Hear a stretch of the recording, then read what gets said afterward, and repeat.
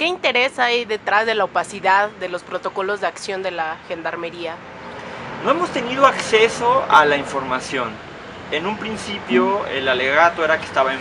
definición, estaba en planeación. Hacia el final de la concreción, digamos, del proyecto, tampoco pudimos tener acceso. Hemos estado solicitando los convenios marco, por ejemplo, de cuál es el componente y cuáles son los acuerdos con los que Francia y México convinieron formar estas, por lo menos 360 funcionarios que encabezarán, digamos, los mandos superiores de la Corporación de Gendarmería. Tampoco los convenios que hubieron con Colombia. En algún momento durante el año pasado se habló también de Israel. Entonces hemos tratado de solicitarla, información que ha estado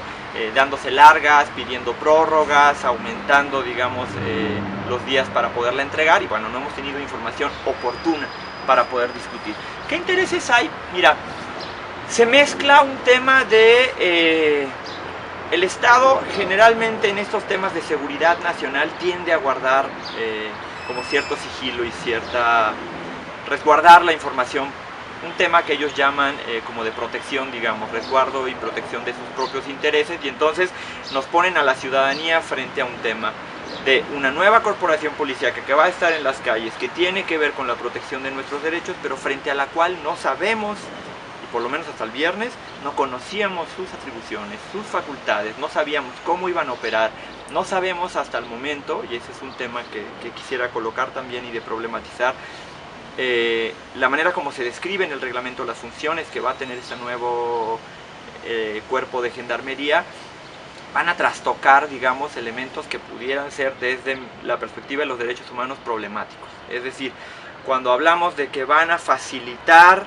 el tránsito de las personas y van a proteger el derecho a la movilidad de las personas, necesariamente nos remite a pensar y a problematizar las discusiones que hemos tenido a propósito de las leyes de movilidad, las que tratan de violentar, las que tratan de regular y de acotar los espacios públicos para la manifestación y la protesta social. Es decir, la gendarmería va a estar ahí, por lo menos así se está describiendo. Cuando hablamos de que van a proteger espacios, regiones, zonas que son estratégicas para el desarrollo, para la obtención de energía, para el tema de extracción de recursos naturales, como pudiera ser temas de minería, la pregunta necesaria es: ¿y qué pasa con la movilización social? ¿Qué pasa con las comunidades, los grupos y los colectivos que se movilizan frente a estos desarrollos que tienen una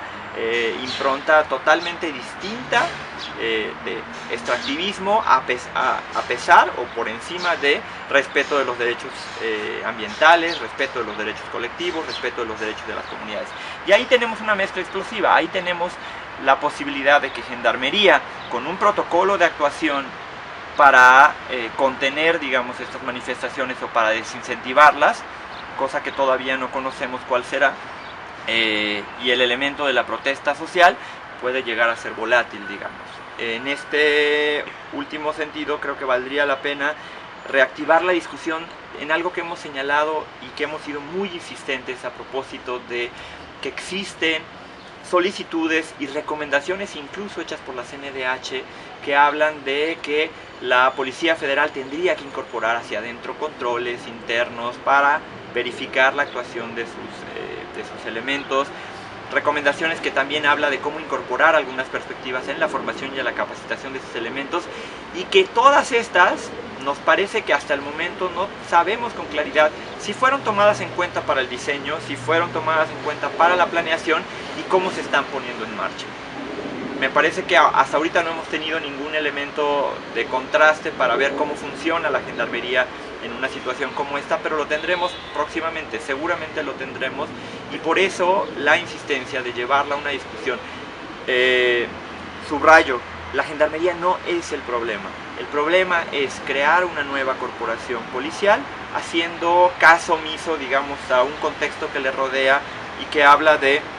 la perspectiva de las políticas de seguridad, que en este caso están concentradas al uso de la fuerza y podríamos decir que con un componente militar, y a dos elementos que nos parecen básicos en la discusión, que es la democracia y los derechos humanos.